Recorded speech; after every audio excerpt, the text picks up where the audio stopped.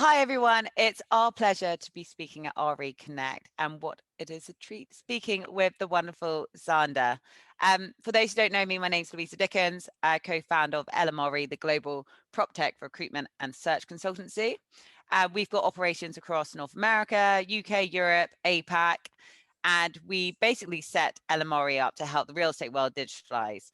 And we do this through finding the best talent for startups, consultancies, VCs, agencies, you name it. We recruit for it. As global specialists, our sole aim is to attract and deliver the very best candidates to the leading brands in the global real estate and innovation space. In doing so, we help our clients scale and grow world-class teams and give them their competitive edge and increasingly candidate short mark, which we'll talk about a little bit later. Now, outside of LMRE, I host the Propcast, which is a podcast on property technology. It can be found on Apple and Spotify. So if you're new to this space and want to learn a little bit more, I interview basically people from all walks of life, from whether it's consultancies, the transformation managers, the CEOs of various sort of scale up startups, but it's all things prop tech. So check it out. Back in season 1, when I first started it during lockdown, I was fortunate enough for Zander to join me, and we also joined by obviously Aaron Block, which I'm sure lots of you have heard of. Maybe you've read his book, who knows? But we spoke about the real estate economy, VC expansion, investment, and general sort of trends in the space. So as one sort of get introduced and familiar to whether it's Zander or MetaProp, definitely worth a listen. I'd love to give a special shout out as well to the United Kingdom PropTech Association, which I'm a board director of, BRICS, which is Savannah's innovation hub in Israel, as there's so much tech coming out of that, especially within real estate. Reach, who I'm also mentored for as well, and RE Women, which is an association that addresses the diversity gap within real estate, which we'll also be talking about a little bit later. But now I'll give you a little bit of a taste and introduction to Zander, aka Mr. PropTech. Zander is head of the strategic partnerships and business development team for MetaProp, which is one of the largest PropTech VCs out there. So we'll be sharing links to their website as well. I'm not going to give you too much more information because today we'll be exploring how Zander got to where he was now and talking through his career pathway and also any sort of like tricks of the trade he can sort of shed with us. But yeah, I guess some of you listening might be wondering how Zander and I met. As you can tell, I am a Brit. I'm based in London. Obviously, we've expanded business across the US, but that's very much down to me meeting Zander in the MetaProp office a week before we all went into lockdown. I think I might have been talking about tequila. He said, great, I like tequila. We both like prop tech. But from then on, we decided that there was so much common ground between us. So obviously, he's constantly speaking to startups. He's constantly speaking to whether it's, some students, to founders, to investment managers, but it's all things around prop tech. And I think we spoke nearly God's on it every single day for a year. We've just passed our year friendship anniversary, which is pretty mega. And Zander has been an integral part of me sort of growing my understanding and also growing my business across North America. And likewise for Zander getting to European investment teams as well. Hopefully I've done a few useful introductions there. But yeah, I guess today we're going to be talking about career journeys. We're going to be talking about what skills are needed in this space, talent evolution, what's really happening. So for anyone listening who's say if you're hiring or you are looking for a job, we can hopefully talk through the routes you can, either get a job or how you can hire these people as well. So why don't we start with Zander? Tell us how you got to PropTech, talk us through university. What do you do after?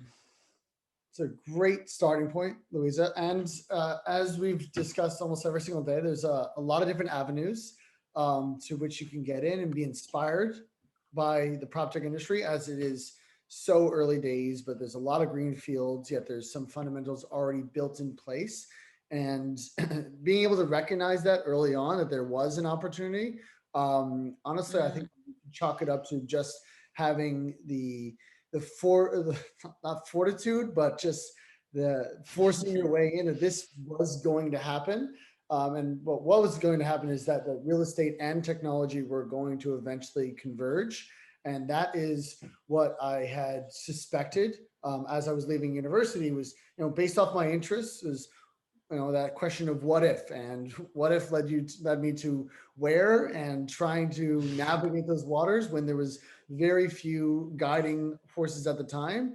It was very much Yeah. almost a hidden, I want to say a hidden club, but just not necessarily well published as to what organizations were hiring, where you could work, where you could actually make money in this space outside of Mm, the traditional incumbent giants of the corporate side. But the startups and the innovation front was just budding at the time, and this is circa 6-7 years ago. So within university, I had studied real estate and marketing.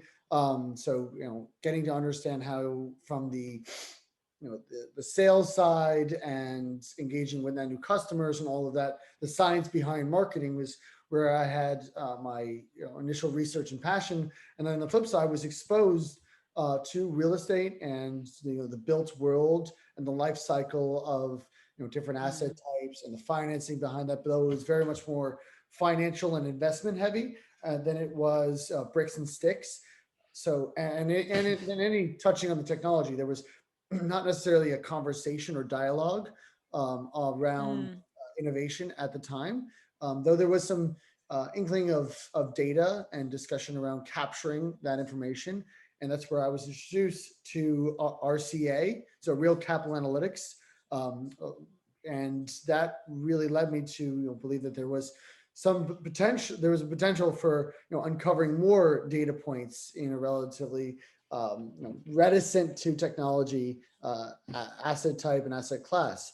So after university, the first role was at more of a traditional investment firm, mm, focusing on uh, long short funds on natural gas in the Ohio River Valley, but it was as pertained to single family homes and multifamily. So it was on their usage. So my main role was on the real estate front of uncovering the fundamentals and the supply and demand for the real estate market. So that's where I was able to get right to work and apply my research skills. And that was a skill set to which I've continued to build upon. So a lot of times I'll just put myself and say, I'm just a research analyst who decided to also work in sales. So just a nice bookworm who got out into the world. I'm surrounded by yeah. content. And then Well, I was going go. to say that's also that's like a beauty of it. Like we're going to just chat through this later today, but when people think of like the traditional research analyst, you wouldn't think you can apply yourself into like sales. But nowadays, I think you don't have a straight career route. I think people change careers literally every 3 years now. You're not like, oh, I'm a broker forever. Now it's like, you know what, you can try something else. You can learn another skill, which you've obviously done. So sorry for cutting you short there, babes. Carry on with what you're saying. Yeah, of course, like you can learn another skill, but in fact, that's actually more welcome than ever. Is if you come from another Mm, industry, we want that perspective. Everyone wants the old perspective to which we can apply to the new ideas, and that helps with the validation. yeah. If you come from purely the construction side, or the say like you're in the you're a subcontractor for carpentry, it'd be very interesting to understand how Mm, you apply to some of the new material sciences and materials for build outs, and some of the workflow tools to which we're trying to sell into and improve and create efficiencies for that market. So it's even better a lot of the times if you're reinventing yourself from a traditional skill set and applying that knowledge to the innovation side. yeah. That's really exciting because and you recognize where the gaps are. And that's the Yeah. really investment thesis and ethos behind MetaProp is. So Zach Aarons from Millennium Partners, he had a list of few 100 gaps that he had experienced, and he just wanted to solve for them. And that's what we still solve for his problems as a developer and owner operator. That's what we Yeah. constantly based off that same list. It's not like we're deviating because we lived and breathed this space. So we just go and focus on that list and try to solve for it. And that's ultimately the holy grail of all of the innovation fund, is just solving for the problems that everyone has experienced in the last, I call it 100 years of real estate. We're still working on it. But going back onto how I got into really the PropTech side is after working in that role, I realized it'd be really interesting, to not necessarily, be on just the research front, but what would it look like if I was working on the business development side, closer to the clients, closer to the problems, and also knowing that there was a big gap in the data that I was using. that I was making a lot of assumptions based off of information that was either secondhand, not necessarily from the source, but a lot of aggregated information that could easily be poked into. From the fundamental side, there was a lot of missing data points. So as I looked around and networked and built out my own network, and that's what led me to found my own university's alumni group in real estate, which now has over a few thousand members globally. I was trying to gather all the information. I was able to find my who I call my mentor, and this is a very big thing for as you're navigating the working space, to find some folks that can help guide you from a career standpoint. And I point to Bob White's influence, essentially from moving. And my advice from Bob White was to check out a couple of these startups that he'd heard about and was getting introduced to. And that's how I was able to be introduced to VTS fairly early days. And that's where I was really captivated by the ability to transform the workflow and uncover that fundamental data that I was missing in my research role. Seeing that all that information was not from self-report, but from the actual workflow and tied to the sources of truth, being all of the core information systems and accounting systems and all of that information, all that great wealth of data which can help inform our investment thesis. Yeah. That's where I was really fascinated by the potential for real estate technology and PropTech.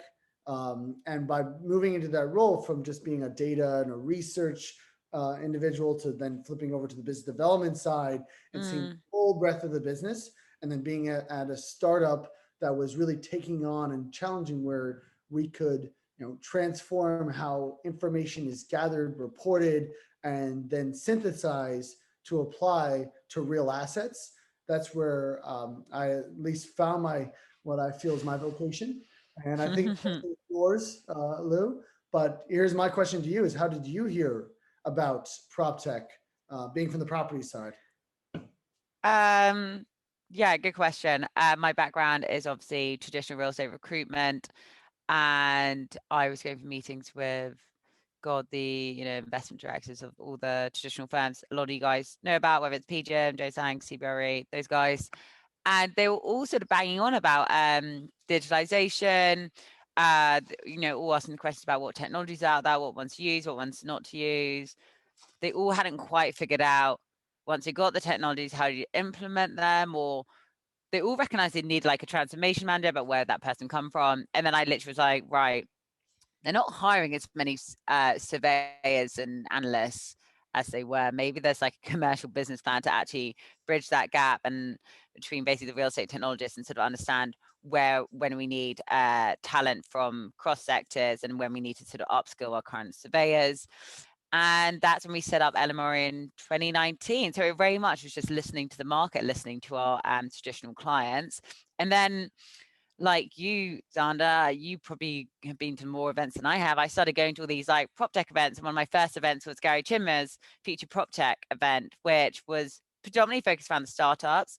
And I was literally fascinated by all the products there. I had no idea there were all these products out there. I know it's sort of in the early stage, and obviously Future PropTech's been acquired by Michael Beckerman's Cretech, and yeah, that was sort of when I started seeing, right, so it's not just the real estate traditional world, which is, innovating and hiring talent there. It's very much these startups who are hiring people in sales operations. Then I started going to all these events, and I remember an event thrown by Concrete, which had James from MetaProp, which loads of people know of, Seb when he was at VTS, which you probably worked with, and talking about their different products, how they got into it. Lots of them came from the traditional real estate world as well. So I was like, great, there's a massive market for it. Now there needs to be a recruiter to sort of understand that world a bit better. And I'm not saying I understand it fully now. I have a hell of a lot to learn, but what I can do, I can help people go from like a traditional real estate route or a finance route or hospitality route into these sort of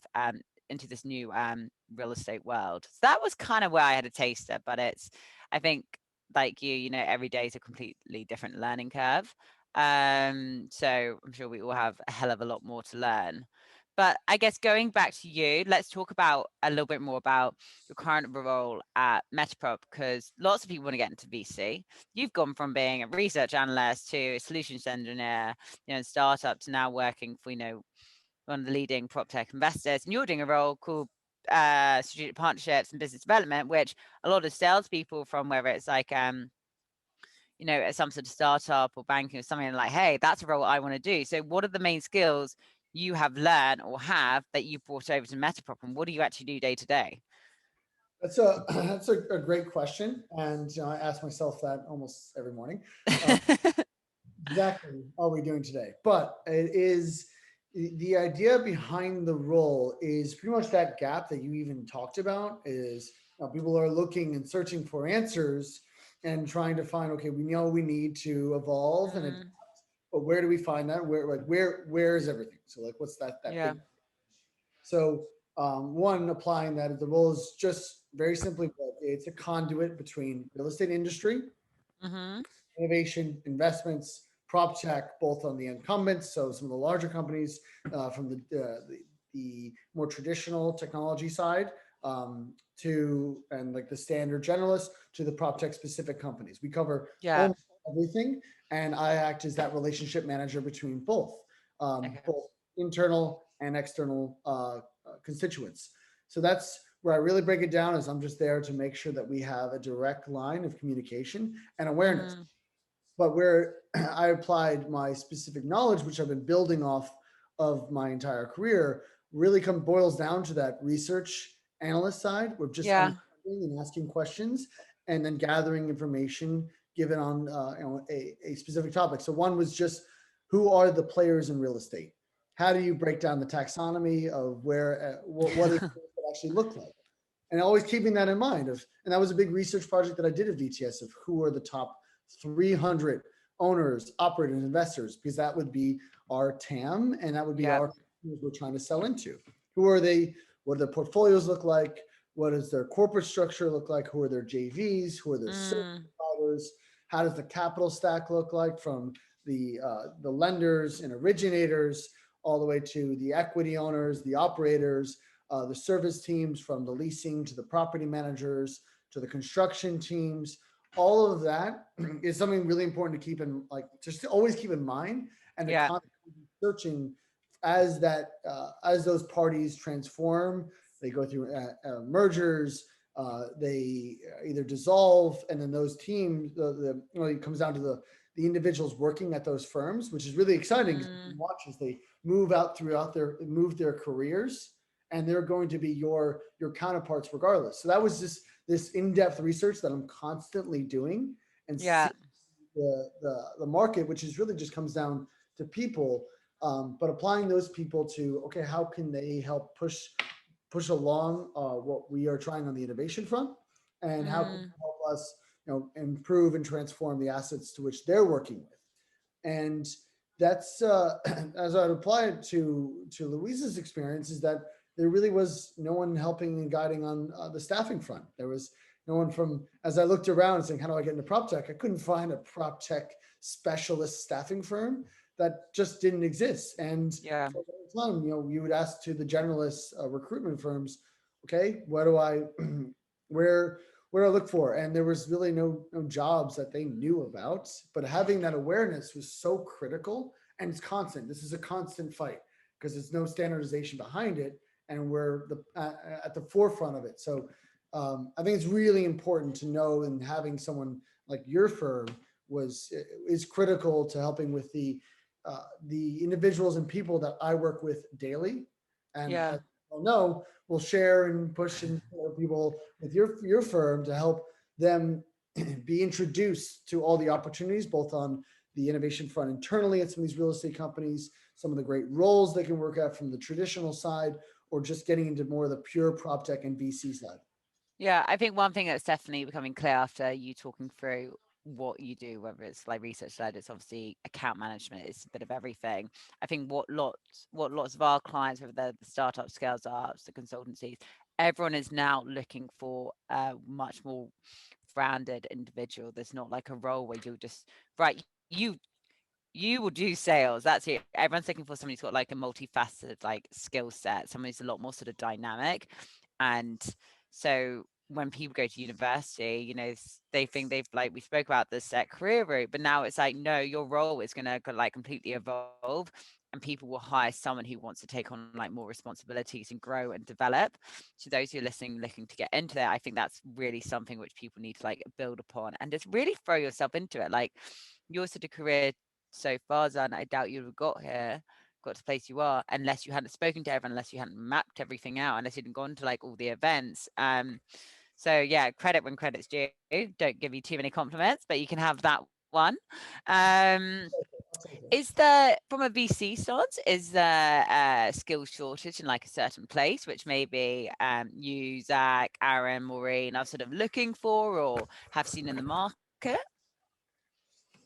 I mean, I don't want to say there's necessarily a skill shortage, but there's potentially for the there's the gap in the timing and experience of working in prop tech VC, and as Mm, early days in it, there's going to be a lot more of okay, well, people that want to get into it, but they've worked on other subsectors or other investment types that they're not necessarily have worked or invested in early stage VC or early stage mm, prop tech. That'll transform over time because we're just at the starting point. So my advice on that front is to go in on your own if you can. If you could just start looking at smaller deals. If you're a pure play investor, yeah. start looking and tapping into it and build out your own your own portfolio exposure. And this is something I Mm, a lot of people who are trying to break into the space from the investment front is start to get some notches under your belt of this is the amount of deals that I've looked at or I've gone in, and it's yeah. a world. People are very friendly and want to share, and they want investors, especially from those who are coming from the real estate owner and operator side. If you Yeah. are getting shown new startups that you find is viable and you're very early pre-seed angel, you might as well Mm, just go and just hop in versus being hesitant saying I want to work at and just go right directly being an investor. You might as well like under a full fund. You can do these individually. There's just so many deals out there and yeah. so many great entrepreneurs that are entering the space that you might as well. And that's generally my advice. Yeah, I think there's also, it's just choosing the right sort of VC. There's a lot more sort of specialist VCs. It's like you have obviously brick and mortar, you have AO, you got say FIFL, which have their climate fund. So it's really selecting where you want your investment to come from. You mentioned the word hesitant earlier, Zander, and I think for obviously me and you absolutely love prop tech or built environment innovation, whatever everyone wants to call it. So the way I see it, I'm seeing a lot more people, talent moving into this space. I think talent follows money, that follows investment. I think last year was 24 billion. This year it's gonna be like something like a 25% increase in the years to come. Hopefully more. The more events are circulating. I know we all got slight webinar fatigue, but we've got is it Blueprint coming up, we've got Cretex events coming up, and more events that happen there, and more people that meet each other. We'll see more people come into the sector.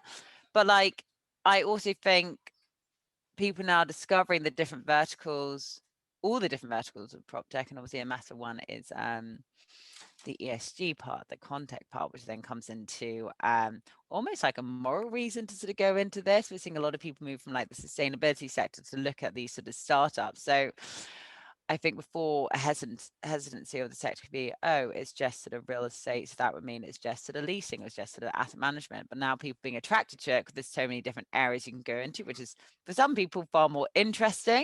What would you say on your side is where you see people being hesitant about sector? Is it just them not being uneducated? They don't know what platforms to go discover, what's happening. What are you saying?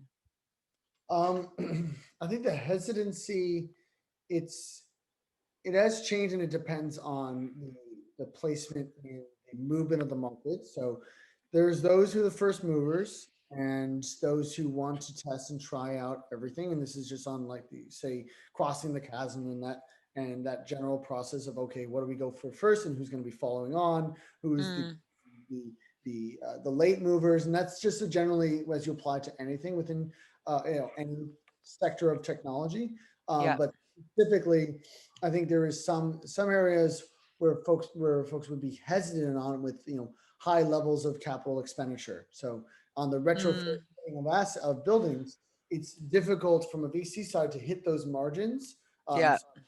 So when you have high levels of cost for going into it. So if you're deploying $10 million worth of initial upfront investment, and you're not necessarily going to see any sort of return for a few years out, it's very difficult from a Yeah. VC or even for an operator where the operator or the developer, however they're being sold into it, when they could just move for the more the classic way of build out and invest in their lobby, and get a higher level of return in a shorter Mm, amount of time.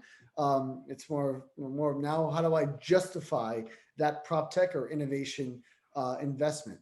So that's that's more of the overall blocker. yeah. Why would I buy into this just today? It just doesn't make any sense from an investment standpoint.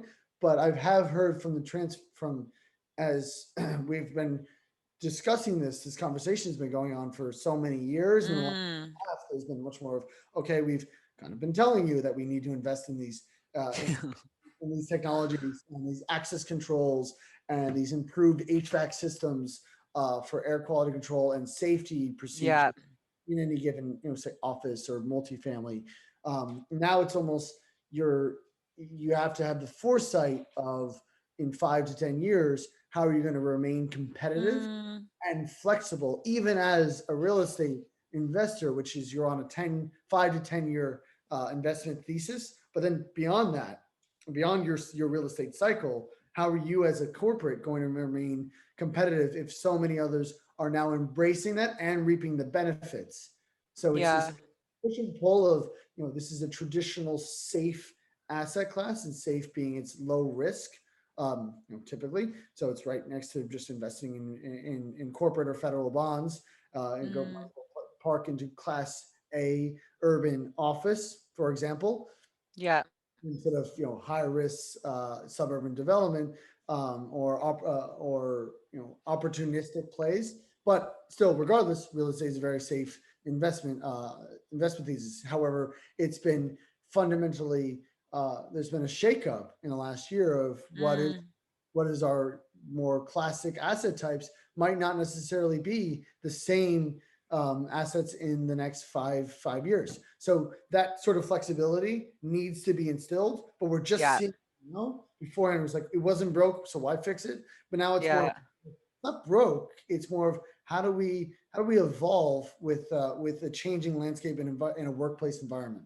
Yeah. I think it's probably hesitancies like you said, real estate, the world doesn't change. Those buildings have been standing like that forever. So, and so the relationships, so for people looking to get into it, it's a very relationship driven world. So I think there's probably some slight concerns there, but constantly lots of my clients are, especially like the ones obviously trying to digitally transform it, saying no, like we need like fresh relationships, we need like fresh ideas, like forget about the real estate experience, we need some fresh experience. So I guess those listening today, I can't sort of say enough that the real estate experience can be learned. Obviously, it needs to be balanced in a company, but if that is one of your concerns, you can pick it up. And lots of these businesses now, startups or the large organizations, they're investing into doing like a level of sort of upskilling, whether it's in the tech side or whether it's in the understanding that real estate, how do you pitch into the business. So it is being addressed, but don't let that sort of stop you from entering the space.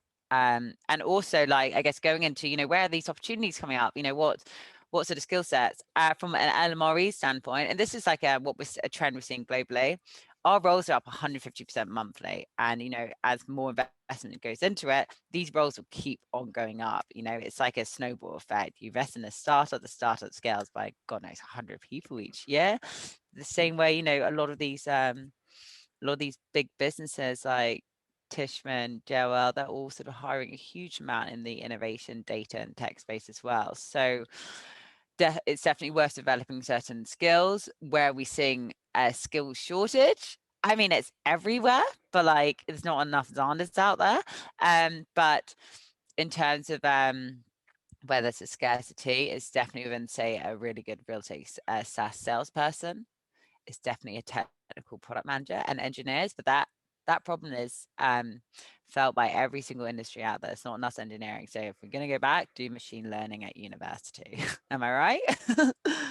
100%. If I was to go back, just learn like SQL, even just YouTube that while you're in class. If you're not taking CS classes, just learn that on the side. Some sort of any sort of BI tools you can learn while in university, or learn about machine learning, learn about deep learning. It's so close together, but still, just learn basic coding languages, and that will give you such a leg up. Whether you're on the investment side, whether you are working at a startup, that is just going to be more and more of an important skill set to be aware and to know about. Yeah. And be an engineer. I mean, everyone's trying to hire for good engineers, and it is a great language to learn. I wish we studied that, but we didn't. Yeah, I don't know if I'd be too good at the data and technical side. I've got to be honest. I'm more focused on business development, account management. But like, for those listening, there's way more courses that are going on at the moment. So like, Oxford University doing the future real estate course, MIT are doing a future real estate program, Anti-Slumbers and Frog Poleg, they have their real estate innovation academy. If you're interested in like smart buildings, IoT, then James Dice has his like Nexus Labs course. If you want to have a little taster of like, say, the data side, you have property quants who do a data science course. So you don't actually have to fully commit to doing, a 3-year course at university. If you just want a little taster, finally these courses are growing and they're out there. So definitely, I'd say check them out, or, I can put you in touch with them or something like that. It's going back to what we want to talk about, Zan, is there anything you'd change for your career, or anything you wish you'd known about, say, this space, or any advice you can give for people listening today? Well, I mean, from changing from your career, which is where you've gone, where I've gone, it is a lot of it depends on like your risk acumen. So when you switch over and work at the startup side, or take take your own chances, you have to be open to that, but you have to very much know thyself as you take on roles and new learning experiences. And that's as I make the transition from the business development side to the analyst side to working as a solution engineer. So making those incremental, those massive leaps, is you have to embrace that, or you take much more of a conservative approach and say that this is something that I want to continue to build on and then learn and take some side courses, or like a lot of us who worked at the startup side say it's just going to be a baptism by fire. And I'm going to dive in and be a part of my own case study, and we'll see how it plays out. And that's I don't want to sound so cavalier, as there is some risk mitigation mindset already in play, but that is there is naturally in that you will be you won't be making as much of like your base salary now until you move into that and grow that startup. So you have to have some of a cost cutting mindset as well. That's just the general advice of hopping into the startup world. And then moving over from operator to VC is, again, as you have, I would say you need to have spend a lot of time with all the different divisions and understanding what is the most successful, what would be a successful company by every piece of the organization as they move forward. And then I'd put that to you, Louisa, as what would be and what makes a successful candidate, and also what have you seen as more of the successful companies that you've worked with so far?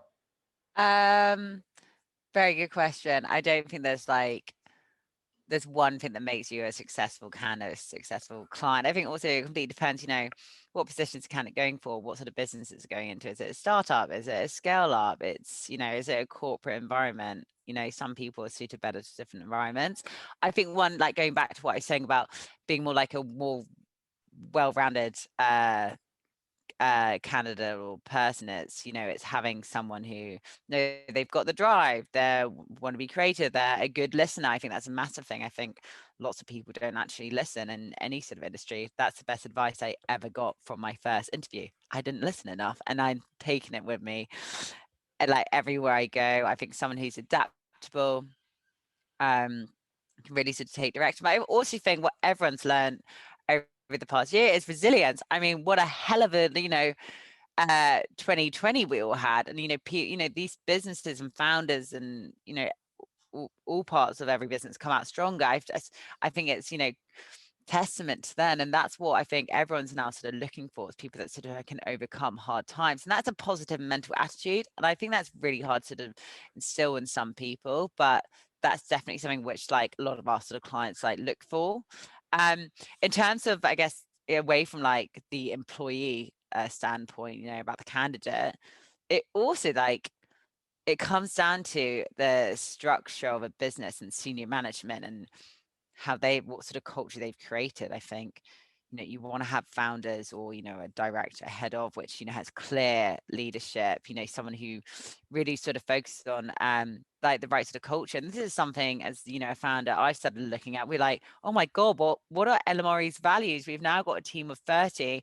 We don't have any sort of core values, which now we've put into our interview process, and that's integrity, it's passion, it's like, I think that really is a whole helps a business or a scale up, a startup, create sort of success.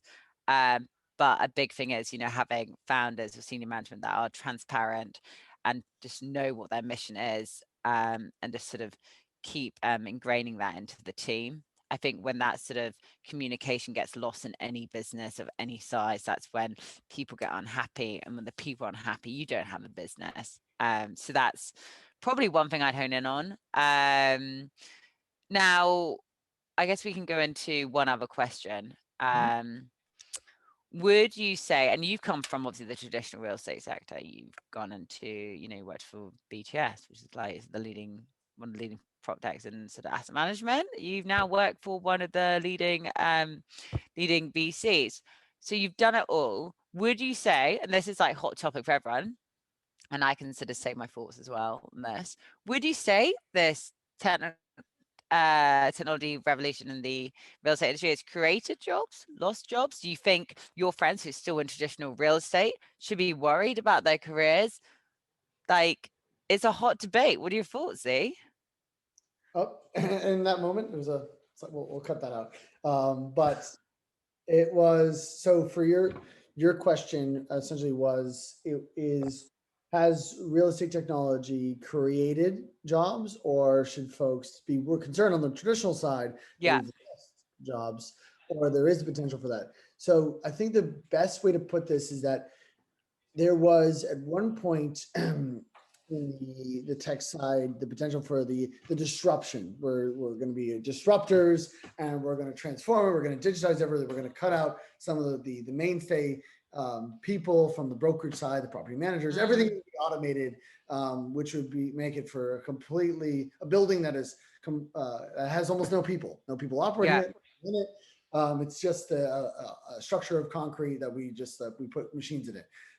So that saw a lot of tech fatigue, as there were so many platforms that were invested into, circa 2008, 2009, and millions of dollars into these marketplaces, or these workflow tools that were overly built out.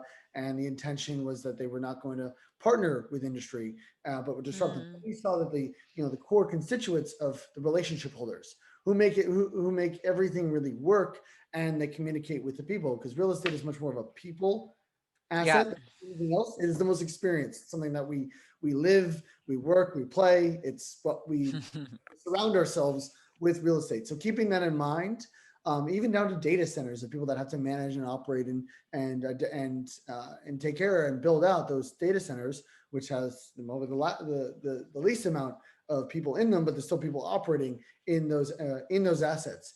So the industry is transformed from being, we're going to disrupt it, and that would lead to potentially elimination of jobs, versus moving partner and enable and identify Mm, efficiencies to then allocate those people resources to more high level, higher priority jobs to spend more time yeah. in sides of their workflow versus in where we can eliminate their inefficiencies or where they're spending time that they don't necessarily need to.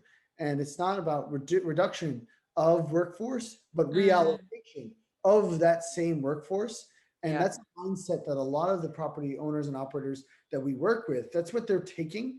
And they don't want to go for they realize that the most critical part of the organization is that culture and is their Yeah. people, and how can we use technology to help their people, and make them move faster and quicker. And that I think is the better version of this, and it's only going to lead to many more jobs in the space, and at least jobs that have a longer life cycle because, or at least a life trajectory, because they are enabled and on the cutting edge of technology, and they're not Mm, against it to eventually be replaced or reduced. It's using technology to improve and extend uh, those jobs and those workforces.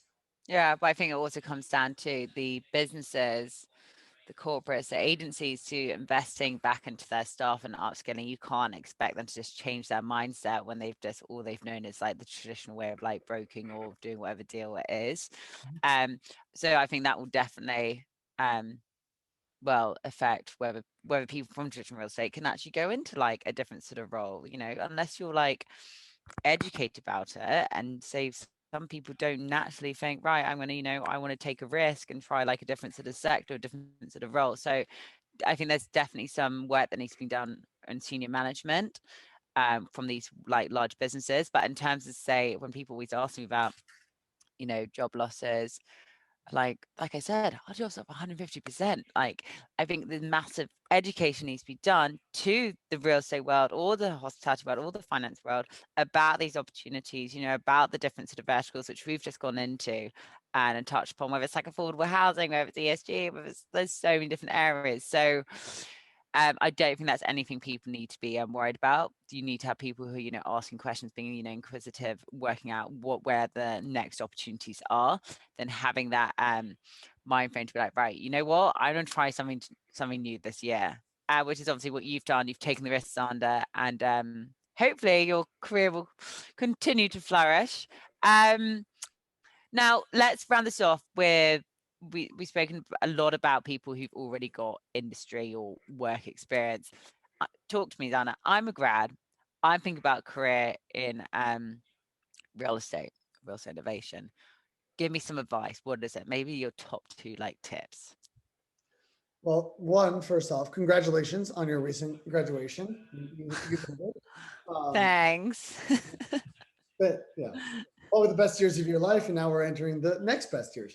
So that's start off the conversation. But I think from the advice that I would give is that it is comes down to laying out where your interests, a little bit of your interest lie, because clearly, if you're trying to work in real estate or you're trying to work in real estate technology, there's perhaps a proclivity for a certain asset type and experience. Hmm. You're on, maybe you want to be on the office side, on the hospitality side, Yeah. or you do care about the retail side, or there's you want to be closer to the investments and origination side, so you're on the high level finance side. So what job and what function do you see yourself interested in, and what kind of firms and firm type? Mm, You want to work on the investment bankers, you want to work for property managers, do you want to go into brokerage?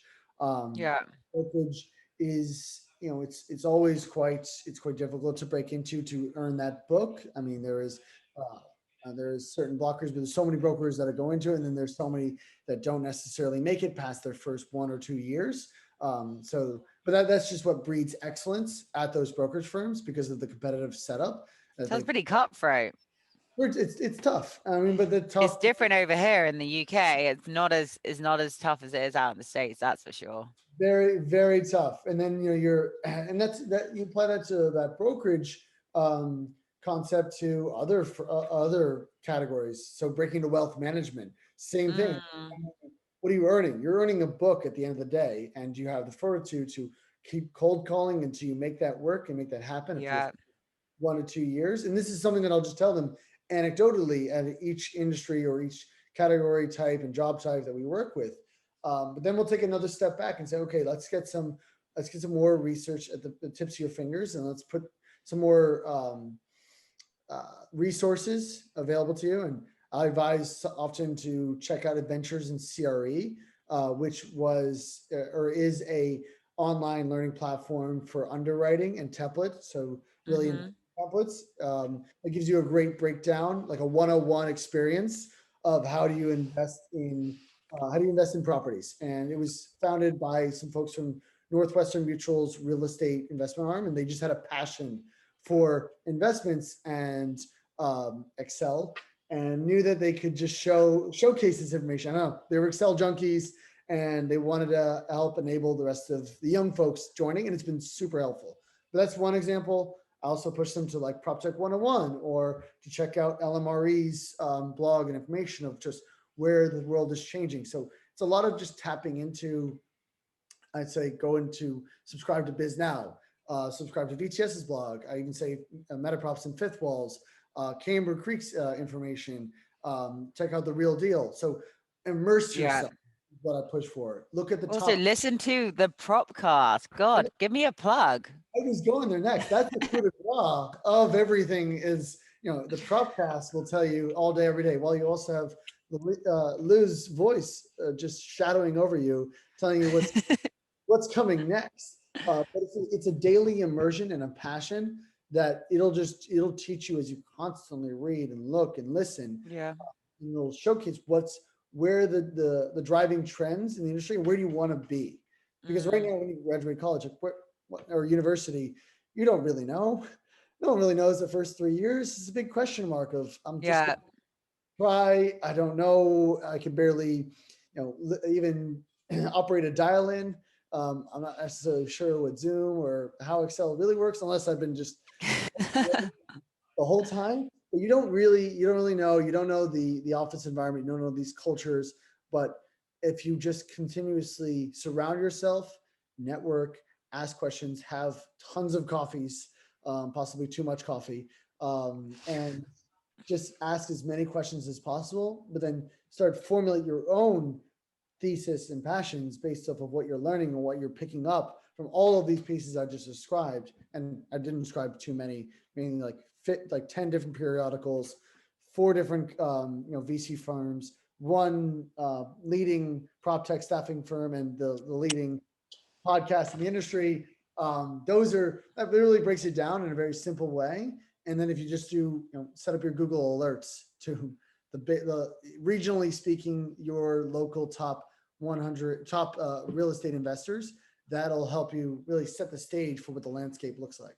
Yeah. Um, I'm conscious of time here, but I also think it's events or like watching these videos of RE Connect and the Unity team, like they're doing great things for the industry as well. And there's so much content where you can sort of try and carve out what sort of area you might want to go into when it comes down to real estate innovation. Just have a play with them, their website. It's incredible. And whether you're in, say, East or West Coast, Canada, I don't know, maybe you could be in China and you're working out what's out there. It's just use these data sources because they're brilliant. Obviously, if you're looking for job opportunities, you go into LMRE.tech. Let me say it slow, LMRE.tech, TECH. Hopefully we'd all know how to spell that one. But honestly, Zander, thank you so much for joining me on RE Connect. I can, as no one else, I love talking about career pathways with rather than you. And big shout out to the Unity RE Connect team for organizing these things. Anyone has any questions? Me and Zander are on LinkedIn, so just check us out. Anything else you'd like to add, Z? I would say, again, shout out to the Uniso team and the great team at LMRE for putting this together. And Lou, as always, the best conversation, the most invigorating dialogue that I could ask for. So thank you again. Awesome.